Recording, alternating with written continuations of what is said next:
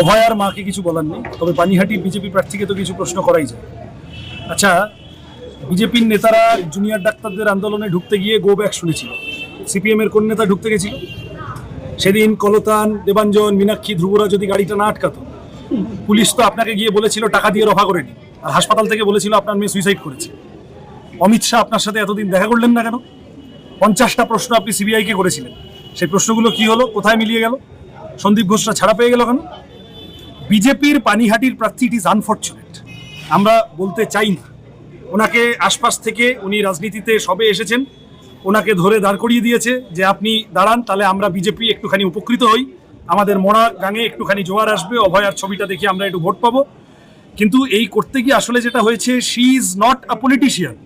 ওকে কানের পাশ থেকে বলছে যে ওই দেখুন সিপিএম তামান্নার বিচার চেয়েছে, অভয়ের বিচার চাইনি, উনি ওইটা বলে দিচ্ছেন, দিয়ে তারপর বোকা হয়ে যেতে হচ্ছে।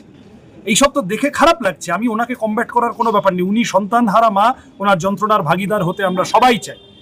কিন্তু যে দলে গিয়েছেন, যারা ওনাকে বুঝিয়েছে যে আপনি আমাদের দলে আসুন, এইবারে আমরা সরকারে আসছি, 4 মের পর বড় ভুল ভাঙবে। আশা করব 4 মের পর যে লক্ষ লক্ষ মানুষ অভয়ার আন্দোলনে ছিল, তাদের যে ন্যূনতম সম্মান প্রাপ্য কলতান সহ, তাদেরকে সেই সম্মান দেওয়ার জায়গায় উনি নিজে ফিরে যাবেন।